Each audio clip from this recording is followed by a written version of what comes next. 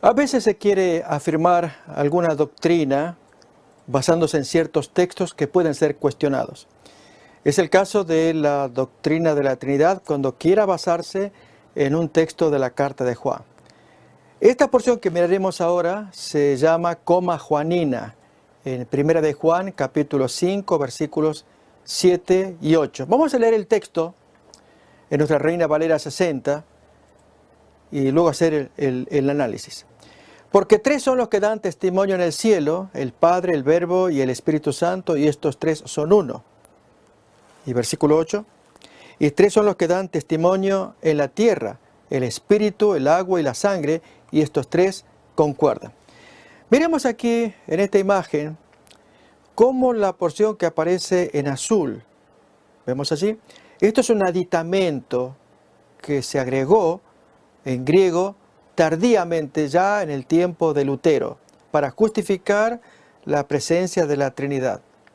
Si notamos, el texto original rezaba así: porque tres son los que dan testimonio, el resto es aditamento. El Espíritu, el agua y la sangre, y estos tres concuerdan. El asunto es, ¿qué está pasando acá?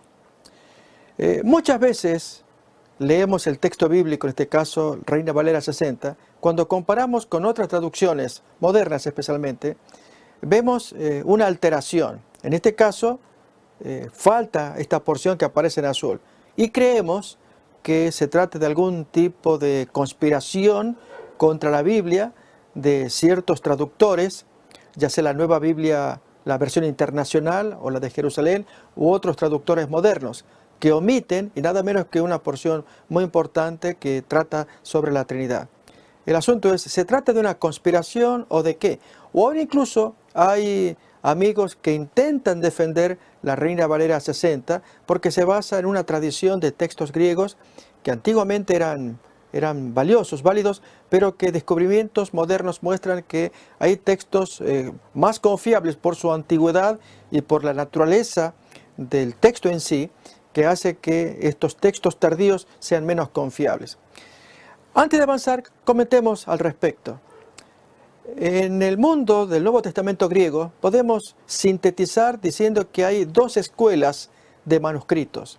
Están los manuscritos antiguos, no hay ningún autógrafo escrito por los mismos apóstoles, pero sí manuscritos que rozan en el tiempo de ellos o un poquito posterior.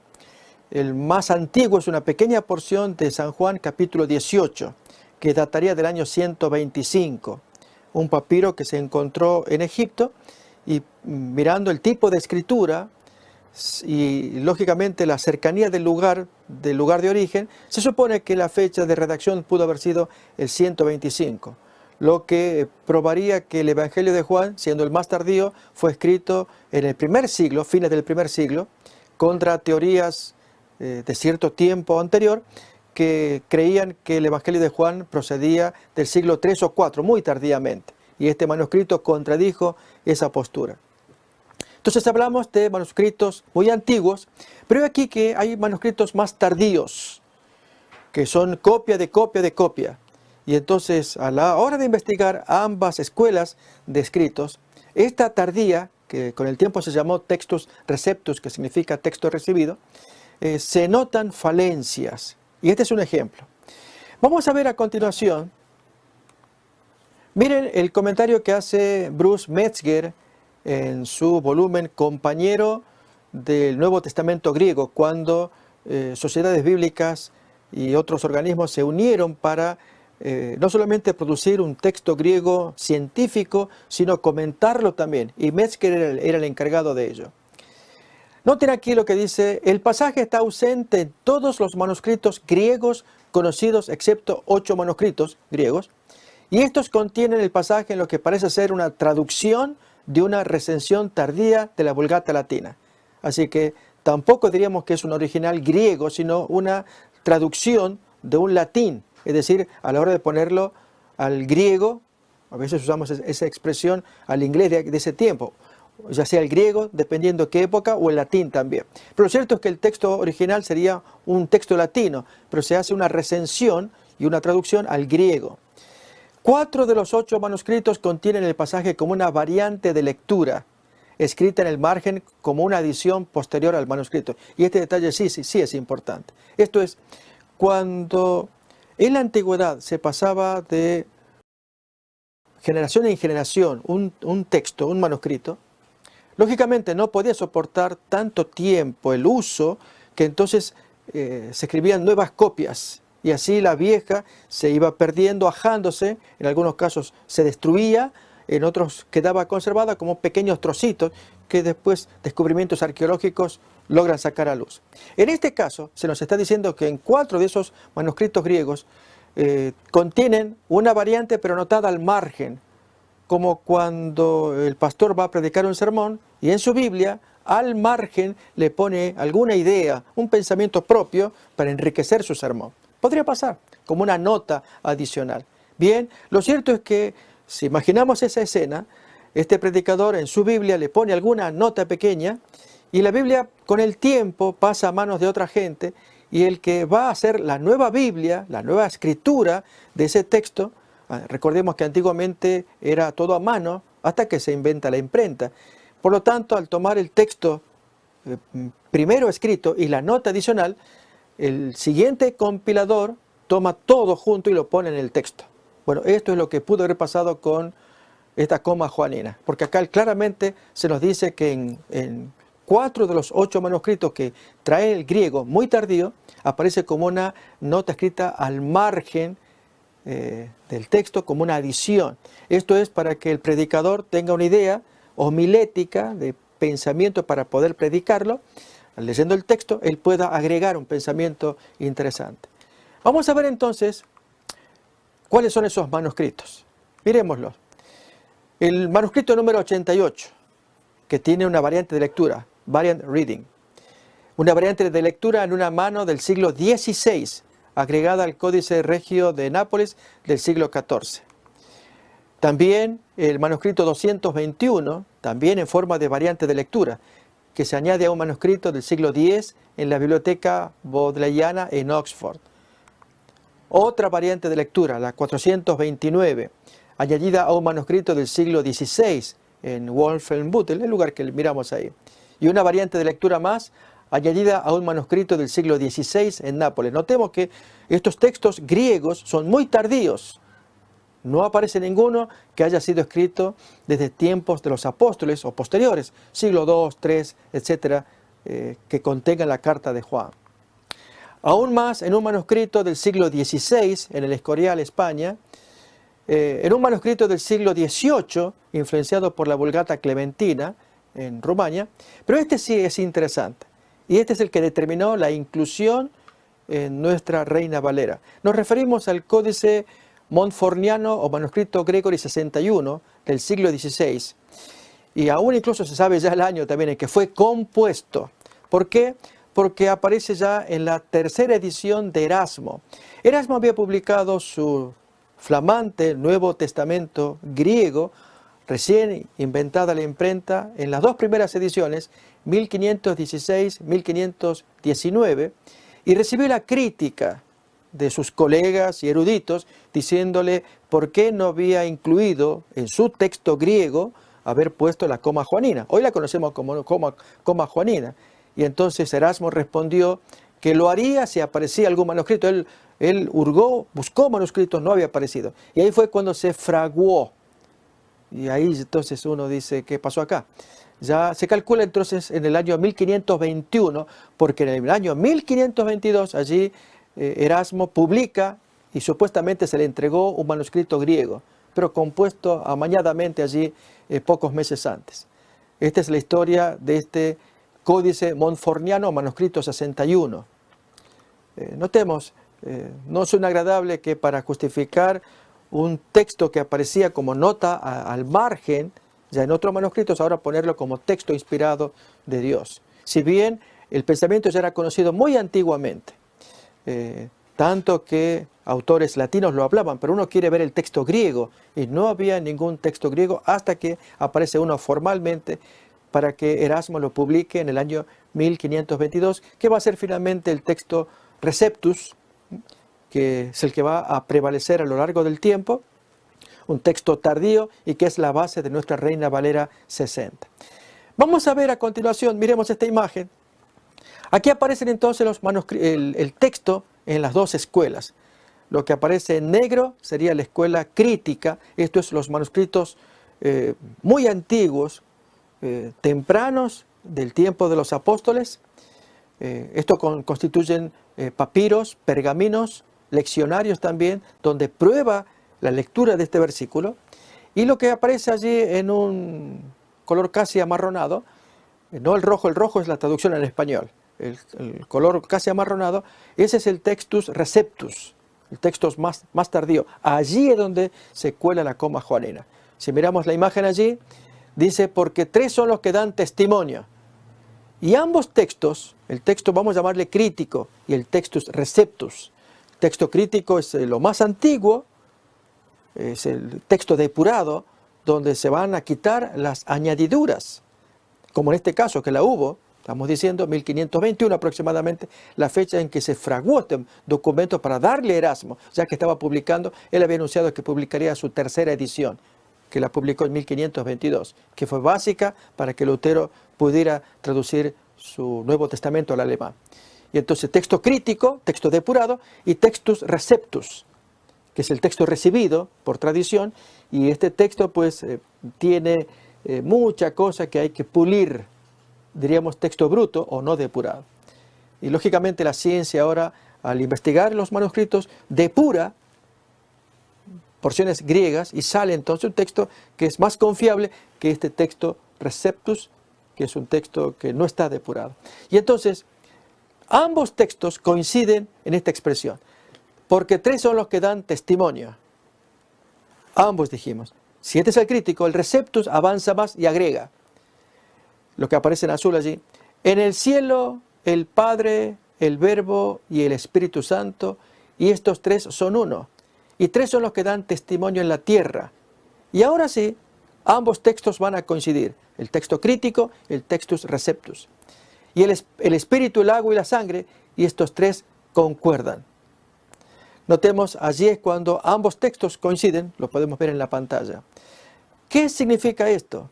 Es que la nota marginal de aquel autor que agregó lo que leíamos como lectura variante, que miramos en la imagen anterior, variant reading, es que se le agregó una nota en la mano. ¿Qué es lo que se agregó a mano mientras estaba el texto? El texto decía, porque tres son los que dan testimonio. Entonces, aquí a mano, en el cielo el Padre, el Verbo, el Espíritu Santo, y estos tres son uno, y tres son los que dan testimonio en la tierra, y entonces el texto vuelve otra vez, el Espíritu, el agua y la sangre, y estos tres concuerdan. Si miramos, el versículo solamente habla de tres que dan testimonio, nada más. Espíritu, agua y sangre.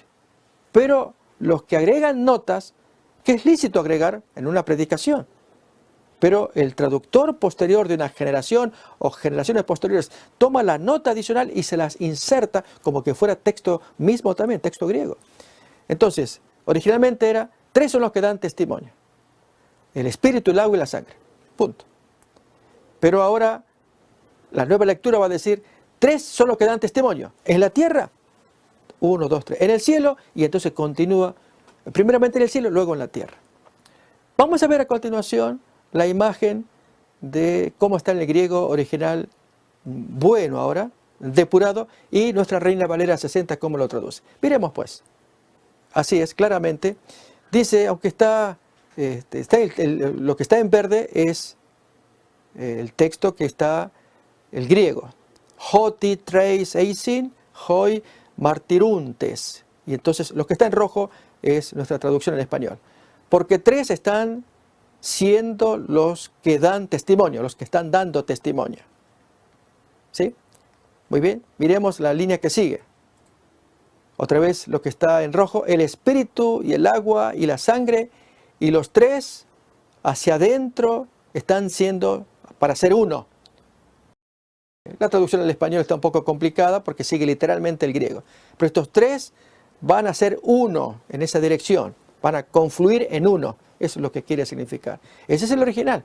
Pero no aparece el Padre, el Hijo, el Espíritu Santo, que es lo que queremos señalar.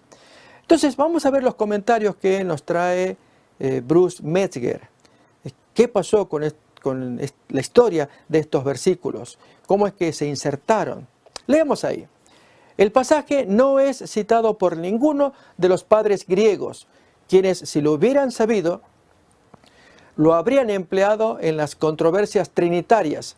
Ya uno recuerda la controversia sabeliana, la controversia arriana, acerca, como dice allí, de la controversia trinitaria. Su primera aparición en griego es en una versión griega de las actas latinas del Concilio de Letrán del año 1215. Notemos que son actas latinas, pero allí al traducirlo al griego, ahí aparece esa expresión. El latín sí lo traía, pero estamos estudiando griego, no latín. Bien, dice más todavía. El pasaje está ausente de los manuscritos de todas las versiones o traducciones antiguas, ya sea el siríaco, el copto, el armenio, etíope, árabe, eslavo, excepto el latín. El latín sí ya traía antiguamente. O sea, quien agregó y amañó ese comentario fue alguien que hablaba latín. Y no se encuentra ni en el latín antiguo en su forma temprana, el caso de Agustín, Cipriano, Tertuliano, que fueron grandes escritores en latín, ni en la Vulgata, que es la traducción de Jerónimo, tanto en la que fue emitida por el mismo Jerónimo, que aparece en el Códice Fuldensis, copiado en el 541, o el Códice Amitiano, copiado antes del 716, o aún la Vulgata, revisada por Alcuín, primera mano del Códice Valliceliano del siglo IX. Ni siquiera allí, que son códices muy importantes. Esto va a ser tardío. Dice más Metzger. El primer ejemplo de este pasaje que se cita como parte del texto real de la epístola se encuentra en un tratado latino del siglo IV titulado El Libro Apologético, capítulo 4, atribuido al hereje español Prisciliano, que muere cerca del 385. Prisciliano, llamado hereje, en verdad fue un gran defensor de la separación de iglesia y Estado. Y si bien el libro apologético no va a tratar de la Trinidad, ahí sí aparece como una mención este versículo. O a su seguidor, el obispo Instancio, uno de los dos pudo haber sido el autor que escribiera allí la porción del Liber Apologeticus. Aparentemente la glosa, el añadido, surgió cuando se entendió que el pasaje original simbolizaba la Trinidad. Recuerden que decía el Espíritu, el agua y la sangre, y de allí entonces uno supone que es la Trinidad. A través de la mención de tres testigos, como dice allí la nota, espíritu, agua y sangre. Una interpretación que puede haber sido escrita primero como una nota marginal que luego encontró su camino en el texto. ¿Se entiende? Nota marginal como la de un predicador que anota en su bosquejo una nota, pero que luego se inserta como parte misma del texto. En el siglo V la glosa fue citada por los padres latinos ya, en el norte de África e Italia como parte del texto de la epístola, y desde el siglo VI en adelante se encuentra cada vez más en manuscritos del latín antiguo y de la Vulgata. En estos diversos testigos, la redacción del pasaje difiere en algunos detalles. Este es el origen. Lo que importa es que en este repaso que hacemos de estas voces bíblicas originales, especialmente en la coma joanina, no está en el original, aparece en el texto Receptus de Erasmo, que es su primer editor, en la tercera edición, porque le desafiaron que por qué no había puesto ya desde el comienzo. Y él dijo, hasta que no me muestren un texto en griego, yo lo busqué, no lo encontré. Y se amañó el Códice Montforniano número 61. Allí se puede leer algún artículo, que los hay en internet, que cuenta esta historia. Triste, por cierto, porque fraguar material para que luego sea parte de la escritura. Lógicamente, las personas antitrinitarias se ofenden con la edición, ellos no aceptan la doctrina de la Trinidad. En el caso de quien habla, sí lo acepta, pero no al costo de usar un versículo que no hay que usar. Esa porción no debe usarse para sostener esta doctrina. Se usará otras, pero esto vale, en honor de la verdad, saber qué es lo que pasó, cuál fue su origen, y en lo posible eliminar, evitar leer ese texto. De allí que las nuevas versiones lo eliminan y creemos que se hace un servicio, no una conspiración, un servicio para el lector que quiere conocer cómo se escribió el texto bíblico original. Muchas personas cuando leen el Nuevo o Antiguo Testamento se encuentran con interrogantes que desean resolver. ¿Qué dice el texto original? ¿Por qué difieren traducciones? Este es el caso de Apocalipsis capítulo 22, versículo 14. Dependiendo de qué versión usemos, va a variar el significado, porque la pronunciación griega es similar, muy parecida, tanto en esta lectura griega que el traductor toma, hay traducciones modernas, como también esta lectura griega que otro traductor toma y trae su versión. De modo entonces que estas dos versiones hispanas, por ejemplo, no coinciden. Es el caso, por ejemplo, de este texto que lo vamos a leer en nuestra Reina Valera 60. Miremoslo allí, Apocalipsis capítulo 22, 14, cuando dice: bienaventurados los que lavan sus ropas para tener derecho al árbol de la vida y para entrar por las puertas en la ciudad. Es llamativo que nuestra Reina Valera 60, que sigue el patrón del Textus Receptus, aquí en este caso sigue la lectura crítica. ¿Qué pudo haber pasado? Ignoramos. Pero esta misma versión, 1909, si tenemos acceso a ella, ahí nos va a decir de otra manera: bienaventurados los que guardan los mandamientos. Entonces vamos a poner a continuación ambas lecturas y luego zanjar para ver cuál es la más apropiada, la que más se recomienda para tomar como texto griego original. Y vamos a ver que difieren muy poquitas palabras por la pronunciación, pero cambia el sentido. Es el caso, por ejemplo, miramos acá, de la versión que vamos a llamar crítica, la depurada. Son manuscritos griegos mucho más antiguos que el que viene después, el Textus Receptus. Leemos ahí: Makarioi hoi pluinontes tas stolas auton. Y ponemos a continuación la traducción: felices o bienaventurados, hoies los que lavan. Pluinontes son la gente que lavan. Tas es el artículo, las. Stolas es ropas, vestiduras. Auton de ellos. Felices los que lavan sus ropas. Es como tenemos en nuestra Reina Valera 60. Pero la otra traducción, la 1909, dice distinto.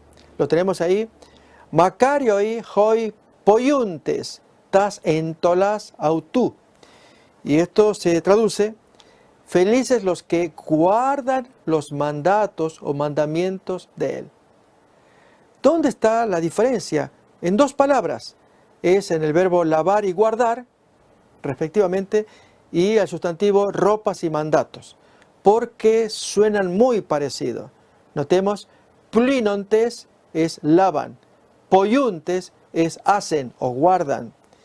Y el sustantivo stolas es ropas, entolas es mandatos. Entonces, el editor, el que transcribía el texto griego, sea que por fonética le jugó una mala pasada, que mientras estaba copiando el texto ajado griego para hacer la nueva copia, recordemos, este es el proceso de transmisión del Nuevo Testamento griego. Hay más de 5.000 copias de todo el Nuevo Testamento griego, lógicamente partes aquí, partes allá, manuscritos que están ajados, que están con muy pocos versículos, otros que son códices muy grandes, pero que refleja entonces el afán de transmitir manuscritos para que las copias lleguen hasta nosotros, porque las copias anteriores se iban rompiendo, ajando. Y en este caso, al leer una copia vieja, ajada, el que va a copiar para poner su nuevo escrito, y entonces reemplazar a este, y ahí tendríamos dos manuscritos griegos, este y el de acá. Pero aquí entonces, guiándose por el sonido, el redactor allí, el que va a transcribir, lee una cosa, pero el sonido le trae la idea de otra. Y es, si acá dice pluinontes, pero él pone poiuntes. Y acá dice stolas, y acá pone entolas. Si acá dice que lavan, pero él pone que guardan. Y si acá dice el texto ajado, ropas, aquí va a poner mandatos, solo por efecto del sonido, ¿sí? Entonces, vamos a ver ahora algunos comentarios. En primer lugar, los textos griegos antiguos se escribían con letra mayúscula, que se llaman unciales, y todas las palabras estaban pegadas. Entonces, poder leerlas de corrido era difícil comparado con la ciencia de escritura y lectura que tenemos ahora. Las palabras en griego y en otros idiomas se las pueden discriminar, separar una de otra, a identificarlas. Este es un artículo, este es un adjetivo o un verbo. En el griego antiguo no. La escritura era en mayúsculas y todas pegaditas. Entonces era muy difícil de poder discriminar hasta incluso dónde iba la pausa también. Este es otro ejemplo famoso de lo que aparece en Lucas capítulo 23. Si nos acordamos aquel texto del versículo 43, que apenas a modo de reflexión nada más lo traigo ahora. De cierto te digo que hoy estarás conmigo en el paraíso. Recordamos. Y allí el texto griego, el que en español no aparece en el texto griego. Y entonces, al estar todo pegado, de cierto te digo, hoy estarás conmigo. Entonces, ¿dónde va la pausa? Porque estaban todas las palabras pegadas. Porque según la pausa varía el significado. De cierto te digo, pausa, hoy estarás conmigo en el paraíso. O, de cierto te digo, hoy, pausa, estarás conmigo en el paraíso. Entonces, ese hoy se puede referir a una de dos cosas. De cierto te digo, ahora vas a estar en un futuro conmigo en el paraíso. O, de cierto te digo, pausa, hoy mismo vas a estar conmigo en el paraíso. ¿Dónde ponemos la pausa? Cuando la palabra que no está en el griego original y el traductor hispano la incluyó, la puso. Bien, este es otro tema de estudio para pensar. Solamente como a modo de ilustración de que las palabras estaban todas pegaditas. Y por lo tanto había que ponerle pausa. Y esa es la situación que el traductor se ve involucrado. Al leer una palabra y no están separadas, él la leyó de primero, pero su mente le da la imagen de otra palabra, de otro sonido, y es el que va a poner. Lo cierto es que miremos ahora esta descripción. La lectura 1, podemos llamarla de arriba, está apoyada por los códices sinaítico y alejandrino, más 15 manuscritos. Mientras que la lectura 2 solamente está por el texto receptos. Recordemos que este es el texto que finalmente Erasmo va a poner en una compilación, en una edición que empieza en el año 1516, su primera edición, y que con el tiempo se va a llamar textos receptos. Y también otros manuscritos de esa misma línea, de esa misma escuela, que leen las palabras con otras palabras, pero el sonido va a ser muy similar, ¿sí? Lógicamente, la erudición moderna favorece el texto crítico, el texto depurado, que el texto receptus no depurado. O bruto digo yo, porque se mantienen esos errores o a veces aditamentos como el que miramos de la coma juanina, intencionales, no con mala intención necesariamente, pero que a la hora de estudiar realmente qué es lo que dice el texto griego, pues tenemos que proceder a hacer un estudio más fiel comparando otras versiones, comparando la fuerza del texto, el contexto que aparece allí, para dar la validez, si este es el texto, cuando difiere de otro, si cuál de los dos es el preferible para tomarlo como texto griego original.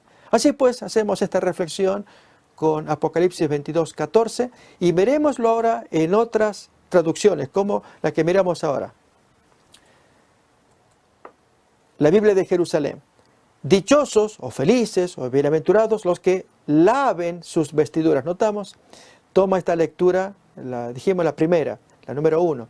Así podrán disponer del árbol de la vida y entrarán por las puertas en la ciudad.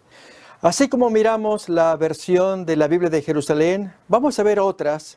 Y en este caso, la versión de la Reina Valera antigua, que es la que sigue la línea del Textus Receptus, una lectura tardía. Fijémonos cómo allí se traduce.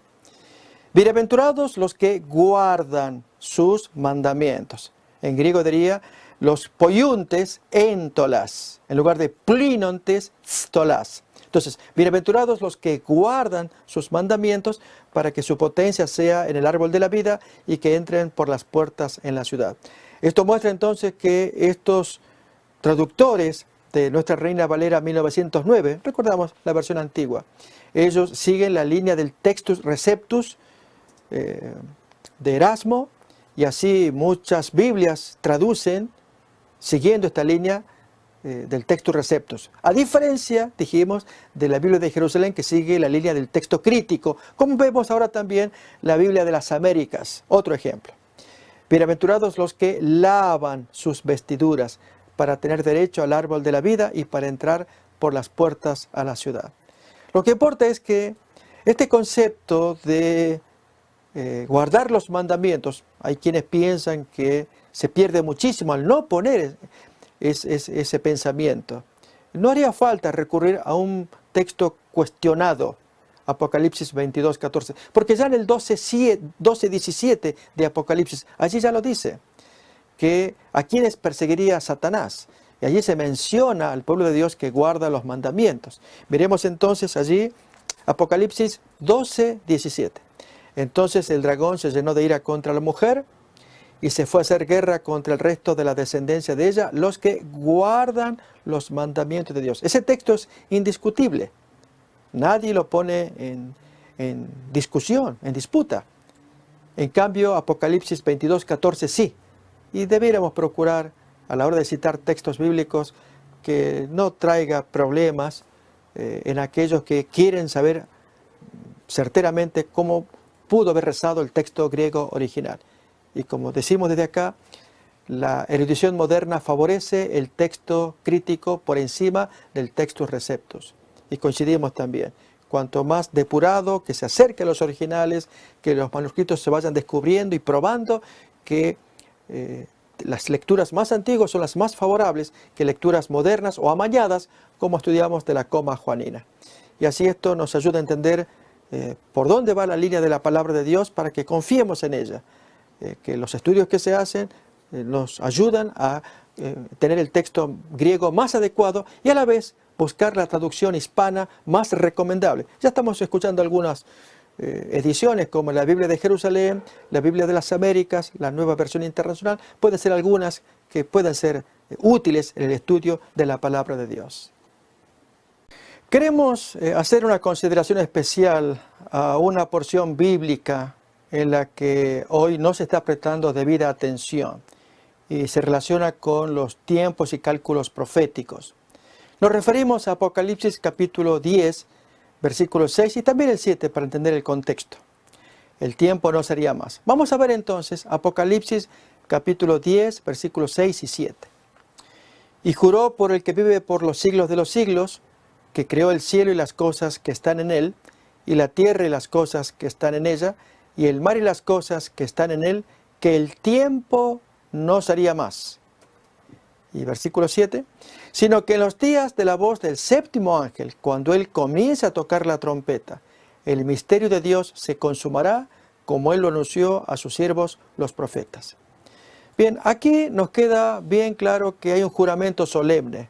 El versículo 6 arranca diciendo que juró por el que vive por los siglos de los siglos, que creó los cielos y la tierra. Por lo tanto, es un juramento solemne. Lo que va a decir va a ser solemne también. Y es que jura allí que el tiempo no sería más. Pero, ¿qué tipo de tiempo? Pues las versiones bíblicas varían.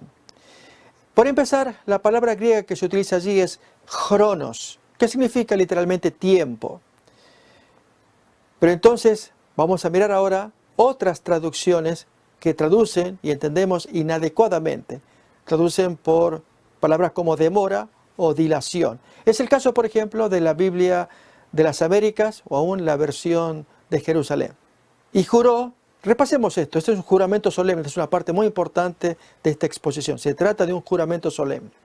Y juró por el que vive por los siglos de los siglos, quien creó el cielo y las cosas que en él hay, y la tierra y las cosas que en ella hay, y el mar y las cosas que en él hay, que ya no habrá dilación. Muy bien. Y también la Biblia de Jerusalén usa la misma palabra que equivale a demora. Y juró por el que vive por los siglos de los siglos, el que creó el cielo y cuanto hay en él, la tierra y cuanto hay en ella, el mar y cuanto hay en él, ya no habrá dilación. Así también lo miramos en las versiones americanas como la Revised Standard Version y otras versiones más también. La pregunta es, ¿cronos se refiere a dilación, a demora o aún a tiempo cronológico? Bien, Vamos a ver entonces cómo la palabra cronos se aplica más bien a un tiempo de profecía, no a un tiempo cronológico. Lo vemos, por ejemplo, en estos ejemplos. Gálatas capítulo 4, versículo 4.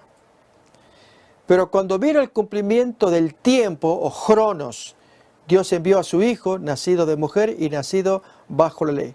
El tiempo de profecía. Y recordemos que esto ya nos lo va a indicar Daniel capítulo 9, en las 70 semanas, cuando se nos habla del tiempo del bautismo, o Mashiach, cuando el Hijo de Dios se convierte en un Mashiach o Mesías.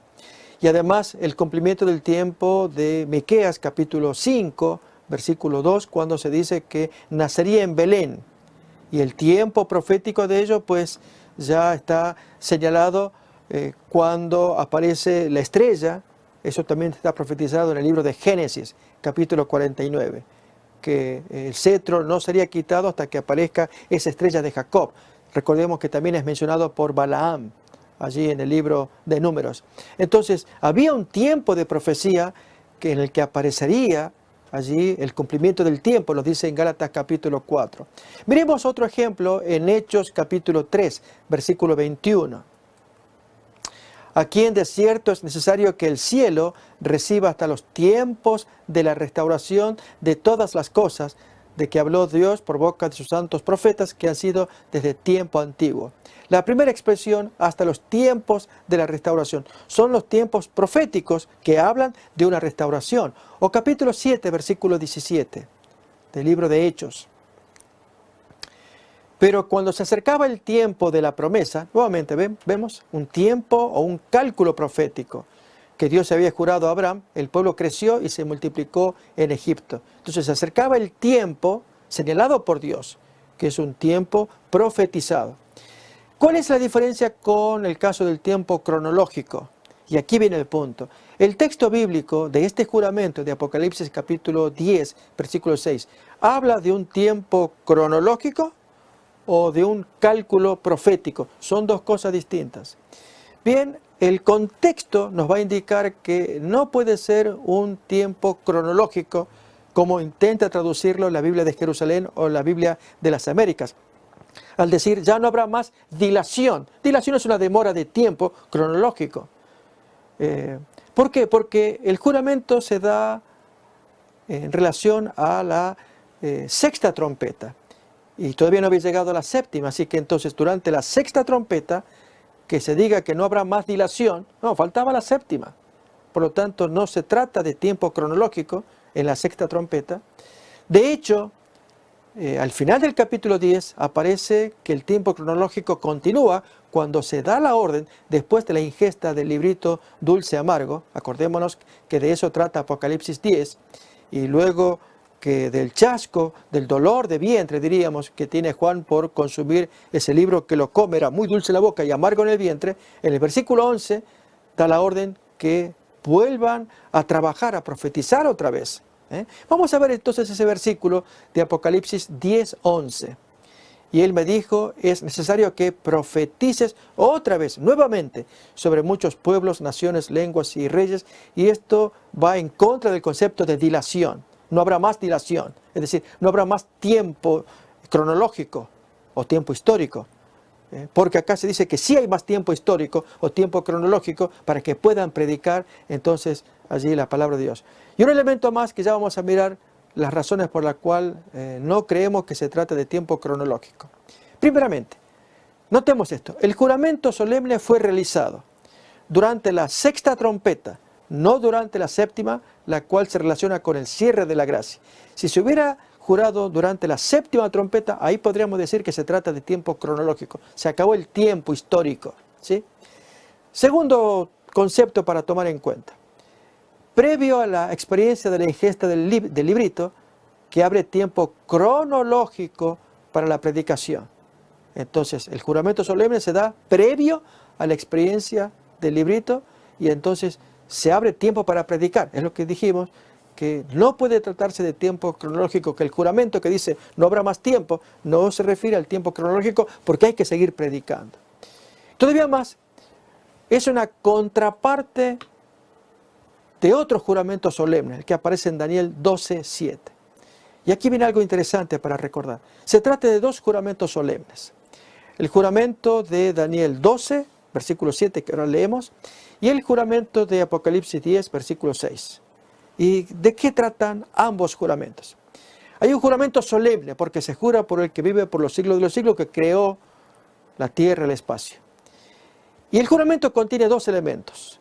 Contiene tiempo y símbolo o enigma en ambos casos. Solamente que aquí se abre un tiempo en Daniel 12 y se cierra el símbolo, el enigma. En tanto que en Apocalipsis 10 es a la inversa. Allí se cierra el tiempo y se abre el enigma. Se hace una especie de switch. Para ilustrarles como la epiglotis que tenemos aquí, que cuando nosotros comemos, pues allí es cuando se abre o se cierra. Y si entonces se abre para que entre la comida allí por el esófago o por la tráquea cuando va la respiración. ¿Notamos? Es una membrana allí que abre o se cierra. Si nosotros respiramos, pues se abre para que el aire y el oxígeno entre allí por la tráquea a los pulmones. Pero si comemos, se mueve para el otro lado para que la comida vaya por el esófago allí al estómago. De allí el problema cuando estamos comiendo y respirando al mismo tiempo, entonces parte de las partículas de la comida van a donde no tienen que ir, ¿sí? Entonces ese juego de la epiglotis, aquí y allá, ese es el fenómeno que se da con el juramento. Otra vez, Daniel 12:7 que leemos ahora, 7 al 9, se abre tiempo y se cierra el símbolo, mientras que aquí se cierra el tiempo y se abre el símbolo. Miremoslo. Y oí al varón vestido de lino que estaba sobre las aguas del río, el cual alzó su diestra y su siniestra al cielo y juró por el que vive por los siglos de los siglos. Y aquí decimos que se abre tiempo, que será por tiempo, tiempos y la mitad de un tiempo. Está hablando de tiempos proféticos. Más que un tiempo cronológico, es la descripción de un tiempo profético. Y ese mismo tiempo profético es el que se va a cerrar en Apocalipsis 10. Seguimos leyendo. Y cuando se acabe la dispersión del poder del pueblo santo, todas estas cosas serán cumplidas. A continuación, Daniel eleva una pregunta, versículo 8. Y yo oí, mas no entendí, y dije, Señor mío, ¿cuál será el fin de estas cosas? Explícame qué pasa acá. Y ahí Dios da la orden, cuando dice, anda Daniel, pues estas palabras están cerradas y selladas hasta el tiempo del fin. Notamos, se abrió el tiempo y se cerró el símbolo. Daniel no lo puede entender, no va a poder explicar. También Daniel 12:4 habla de lo mismo. Cierra las palabras. En cambio, en Apocalipsis 10 es al revés. Se cierra el tiempo y se abre el misterio de Dios. Leámoslo otra vez. Apocalipsis capítulo 10, versículos 6 y 7. Lo que se cierra uno y se abre otro. Dice ahí, y juró por el que vive por los siglos de los siglos, que creó el cielo y las cosas que están en él, y la tierra y las cosas que están en ella, y el mar y las cosas que están en él, que el tiempo no sería más, tiempo profético, no tiempo histórico. Pero sí se abre algo, siguiente versículo, sino que en los días de la voz del séptimo ángel, cuando él comience a tocar la trompeta, el misterio de Dios se va a consumar, a aclarar, a terminar, como él anunció a sus siervos los profetas. Por lo tanto, hay un gran desafío para el pueblo de Dios. Esto es, hay maravillas por descubrir, por investigar en la Biblia y que sean reveladas. Maravillas, símbolos, significados preciosos que están esperando ser descubiertos por los estudiosos. Pero con una condición, no abran el tiempo. Es decir, déjenlo cerrado, no hay más cálculo profético hasta la segunda venida de Jesús, porque después de ella vuelve a aparecer tiempo ya profetizado, como es el caso del milenio. Vamos a ver entonces, ahí estamos mirando en pantalla, 3 razones por las cuales sostenemos que el tiempo prohibitivo o prohibido en ese juramento no es tiempo cronológico, como traduce nuestras versiones como Biblia de Jerusalén, Biblia de las Américas, no habrá más dilación de tiempo cronológico, más bien no hay más cálculo. Miremos el comentario que nos da Elena White, que los adventistas reconocen como don de profecía. Leemos aquí. Esto fue publicado en el año 1900, se llama manuscrito 59. Este tiempo, el que el ángel declara con un solemne juramento, el de Apocalipsis capítulo 10, no es el fin de la historia del mundo, tiempo histórico, ni del tiempo de gracia, sino del tiempo profético que precederá al advenimiento de nuestro Señor. Es decir, la gente no tendrá otro mensaje acerca de un tiempo definido, se entiende, profético. Después de este lapso, que ahora abarca desde 1842 al 44, que es el tiempo de Apocalipsis 10, allí cuando suenan los truenos y que se le pide a Daniel que selle, que no ponga lo que estaba revelado ahí, no puede haber ningún cómputo definido de tiempo profético. El cálculo más prolongado llega hasta el otoño de 1844. Actualmente hay quienes intentan sostener que se pueden calcular nuevos tiempos o cálculos proféticos, es conocido de muchos, y se justifican diciendo que si el milenio es un tiempo profético, es verdad, está profetizado que pasaría tal cosa, 1000 años, pero el pensamiento es claro, que si el milenio está revelado y va a ocurrir antes del milenio, esto es la segunda venida de Jesús, hasta 1844, no hay forma de calcular ningún cálculo profético o cómputo profético. Con esto queremos decir que el Nuevo Testamento se explica a sí mismo, a pesar de teorías que surgen aquí y allá. E invitarles, queridos amigos, a que ustedes puedan adentrarse en lo fascinante que es el mundo de los idiomas bíblicos. Para esto, como parte final de esta exposición, quisiera hacerles conocer algunos software que pueden ser accesibles para que los podamos tener. Uno de ellos es este material que miramos ahora, que es el BibleWorks, que vemos allí, tenemos el frente, es como el software Logos, es otro equivalente. En Accordance Bible también hay otro, diferentes softwares que están accesibles en Internet. Incluso en algunas páginas de Internet también aparecen textos en griego. Este es muy bueno, completo, se usa. Lamentablemente la compañía pues no está funcionando, así que para conseguir un software como este habría que ver cómo hacerlo, pero muy recomendable para tenerlo. Como también materiales que están accesibles en otro formato como PDF. Es el caso que quiero compartir acá, casi como cierre, como final de lo que estamos exponiendo. Aquí tenemos el Tanaj en forma de PDF, son los 4 tomos, así miramos, del Antiguo Testamento interlineal hebreo-español que Ediciones CLIE publica, pero aquí en versión electrónica. Y entonces, al poner allí en los marcadores, vemos lo que se compone. Las 3 grandes divisiones de la Biblia hebrea, Tanaj o Mikra. Y entonces allí uno puede, a la hora de buscar algún versículo preferido, Génesis capítulo 8, entonces ya nos da el versículo, tenemos el texto hebreo y su equivalente en español. Esta es una forma de investigar. Otro tanto podemos hacerlo con el Nuevo Testamento griego. Hay 2 ediciones, una la de la Cueva, la otra de César Vidal, es otro editor también que produjo su Nuevo Testamento griego. En este caso, de la Cueva, tenemos el Nuevo Testamento, Juan capítulo 5, texto que hemos estudiado acá, si se acuerdan de Apeclínato, entonces allí buscamos el versículo 17, en fin, lo que fuera, y así tenemos el texto griego y el equivalente abajo, el español. Y así hay materiales que son accesibles, que se pueden conseguir aún en PDF u otros formatos, o software también, pero está al alcance de quienes quieren estudiar, que quieren conocer más a fondo los idiomas bíblicos originales, tanto hebreo como griego, o aún la Septuaginta en griego también. E incluso quería mostrarles también una edición más de un Nuevo Testamento, como tenemos acá. Esta es una versión en Word, donde aparece la versión del texto crítico, el Textus Receptus y la Reina Valera 60. Y otro tanto más que quiero mostrarles es una edición que está en preparación, que es la que estoy queriendo también poder compartir, y es el Antiguo Testamento en una edición que llamaríamos trilingüe. Pues aquí vamos a mirar que aparece el texto hebreo, la Septuaginta griega y el español también. Como leemos ahí, el Antiguo Testamento, hebreo, greco, español, interversicular, es el nombre que este servidor le da.